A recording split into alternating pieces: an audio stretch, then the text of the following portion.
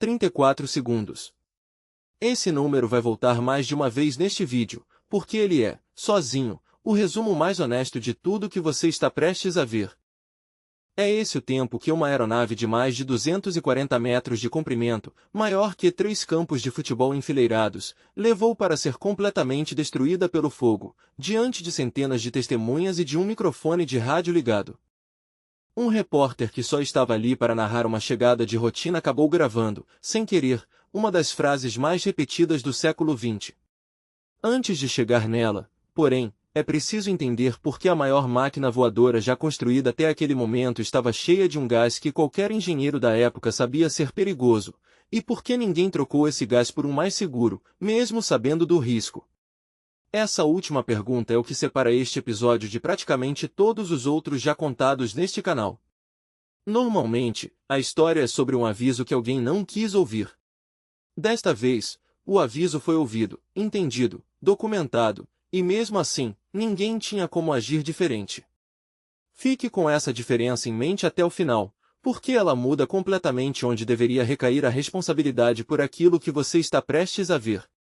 O LZ-129 Hindenburg era, em 1937, o maior objeto voador já construído pela humanidade, um dirigível rígido alemão, operado pela companhia Zeppelin, projetado para transportar passageiros pagantes através do Atlântico em viagens de poucos dias, um luxo que nenhum avião da época conseguia igualar em conforto ou autonomia.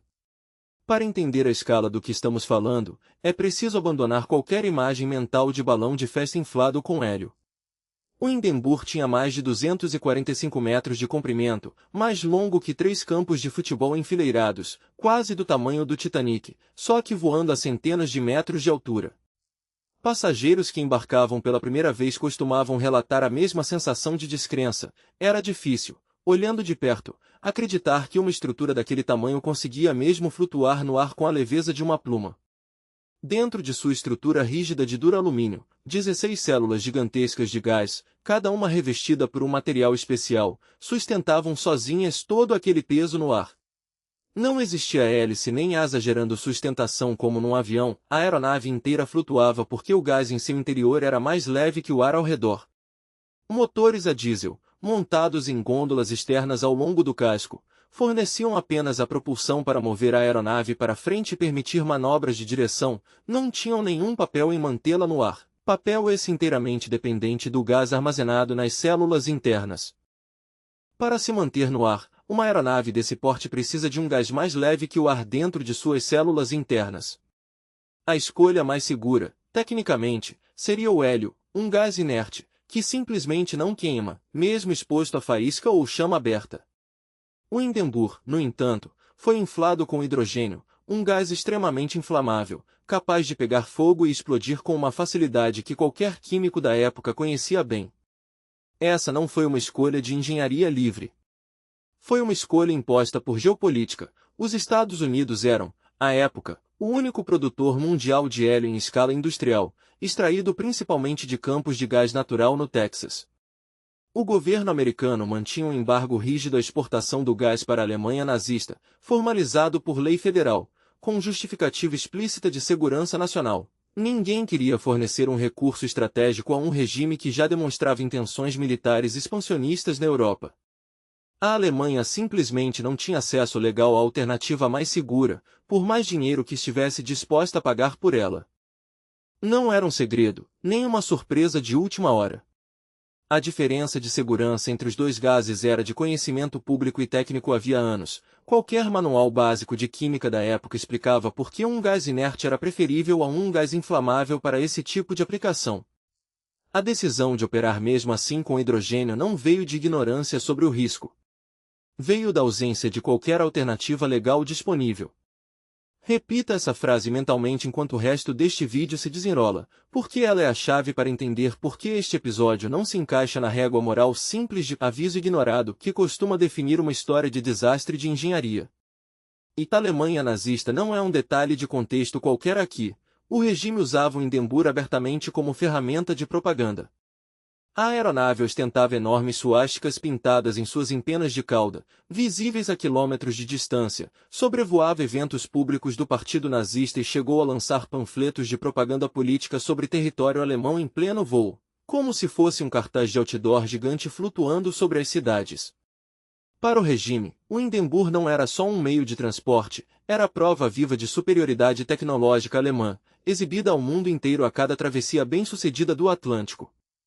A maior máquina voadora do mundo era, ao mesmo tempo, um símbolo de orgulho tecnológico e um instrumento político, e estava cheia do gás mais perigoso disponível, porque o mais seguro tinha sido negado por decisão de outro governo, tomada por razões que nada tinham a ver com engenharia ou segurança de voo.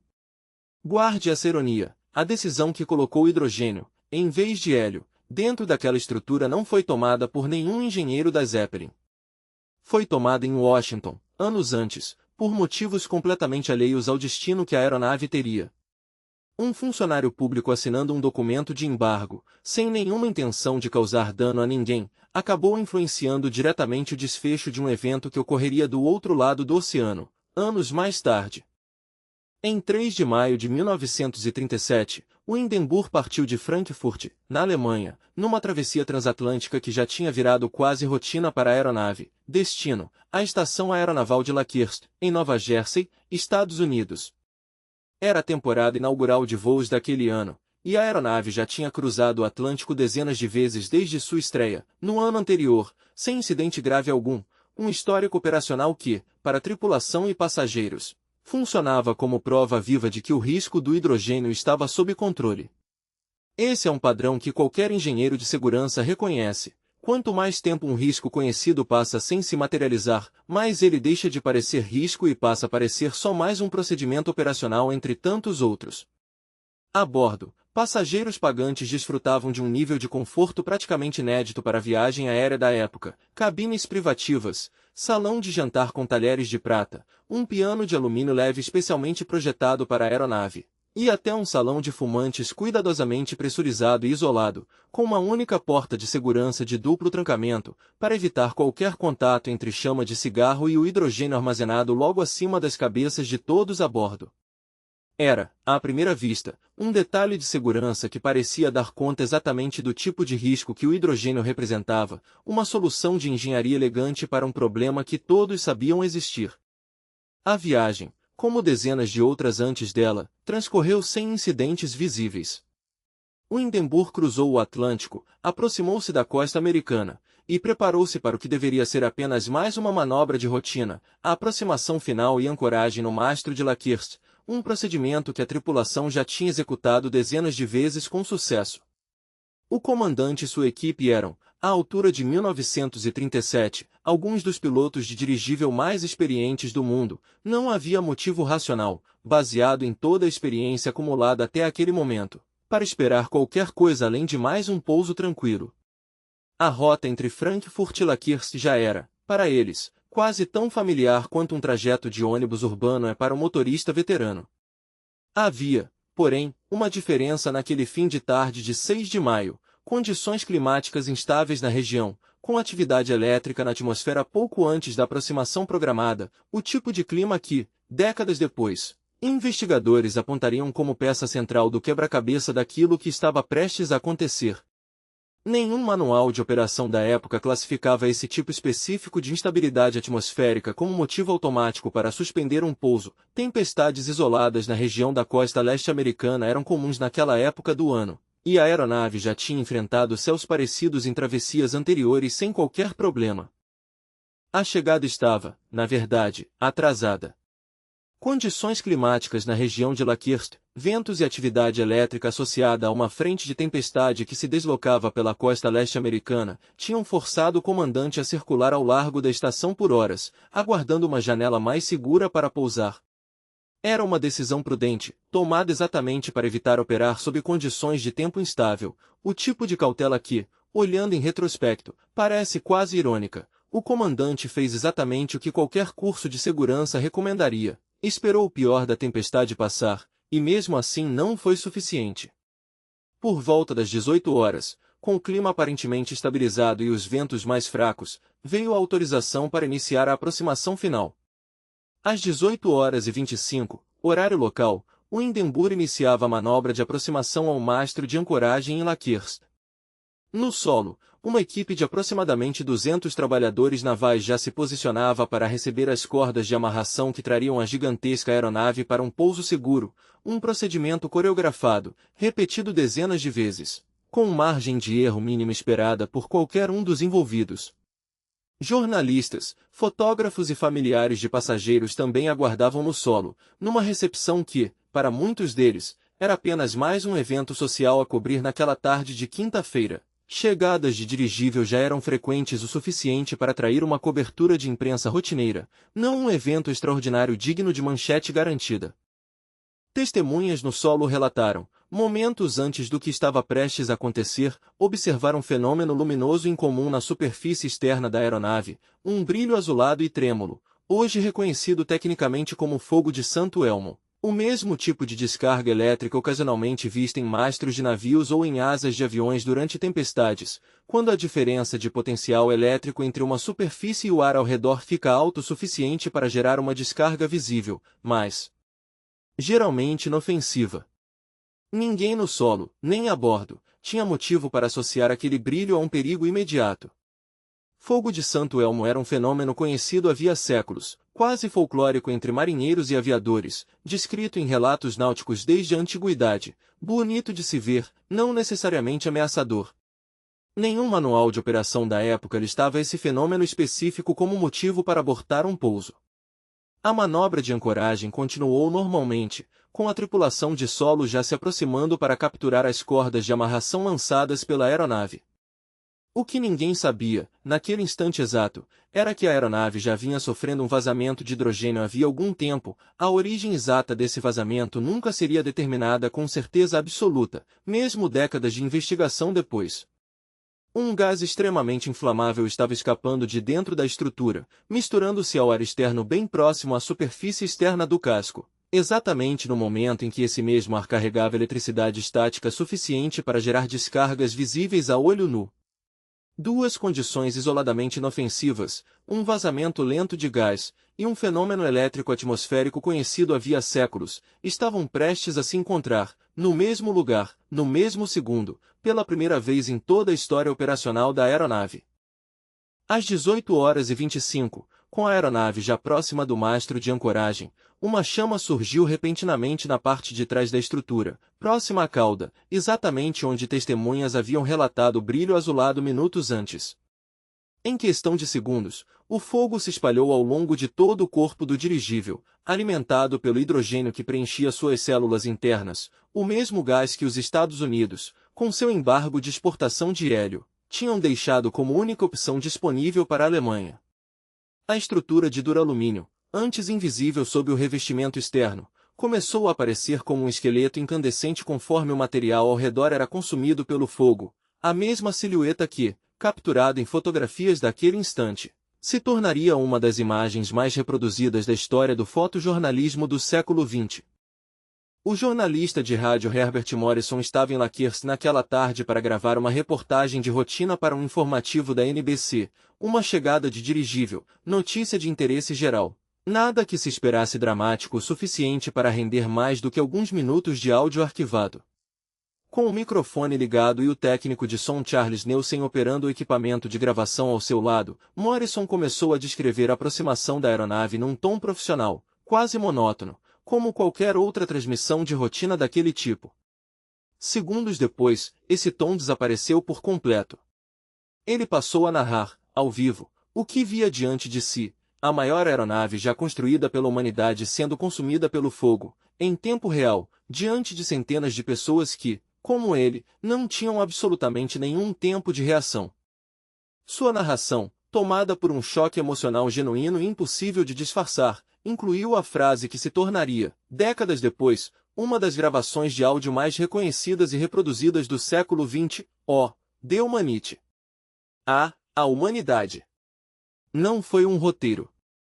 Foi a reação humana, crua e instantânea, de alguém vendo uma tragédia se desenrolar diante de seus próprios olhos, sem tempo para processar o que estava presenciando, com a voz embargada e quase em prantos. tentando ao mesmo tempo continuar descrevendo a cena para os ouvintes do outro lado do rádio e assimilar o que via. Do início da chama até o colapso completo da estrutura no chão, passaram-se 34 segundos.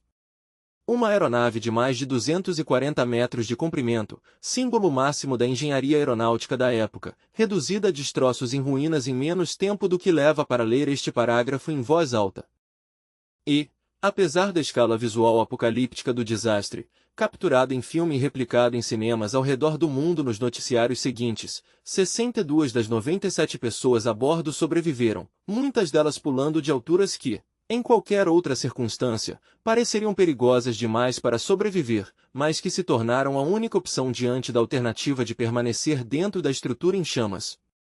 Ao todo, 36 pessoas morreram, 35 a bordo da aeronave, entre passageiros e tripulação, e uma da equipe de solo em Lakers. Um número trágico, mas surpreendentemente menor do que a imagem das chamas devorando a aeronave inteira levaria qualquer pessoa a imaginar. Nos meses seguintes, comissões de investigação americana e alemã, trabalhando separadamente e sem coordenação direta entre si, chegaram a conclusões notavelmente convergentes. A causa provável da ignição foi algum tipo de descarga eletrostática, provavelmente o mesmo fogo de Santo Elmo que testemunhas já haviam relatado ver minutos antes do desastre, mas que, dessa vez, encontrou hidrogênio vazado em concentração suficiente para se transformar em chama real. Vale destacar o que essa convergência significa: duas equipes de investigação, de países diferentes, sem motivo para chegar à mesma resposta por conveniência política, analisaram evidências independentes e apontaram para a mesma explicação técnica. Numa época marcada por tensão política crescente entre os dois países, esse tipo de concordância técnica, alcançada de forma independente, carrega um peso de credibilidade que dificilmente seria alcançado se qualquer um dos dois lados tivesse motivo para distorcer a conclusão. A origem exata do vazamento de hidrogênio, porém, nunca foi determinada com certeza absoluta, nem pelas comissões da época, nem por investigações posteriores mais sofisticadas, com décadas adicionais de conhecimento técnico e ferramentas de análise muito mais avançadas à disposição. É uma das poucas peças do quebra-cabeça que permanece, até hoje, uma lacuna genuína no registro histórico, não uma incerteza por falta de interesse em resolvê-la. Pesquisadores continuaram revisitando o caso ao longo de décadas exatamente por causa dessa lacuna.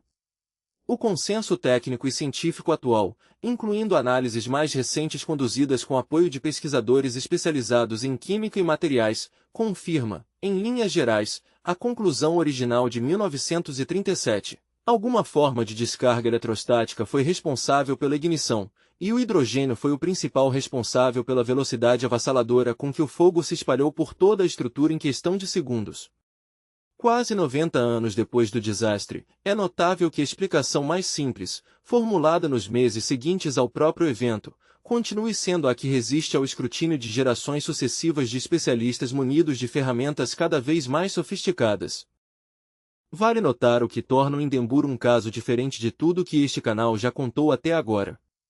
Não foi um aviso ignorado por excesso de confiança, como em Tacoma Narrows. Não foi um alerta técnico descartado sob pressão de cronograma, como em Challenger.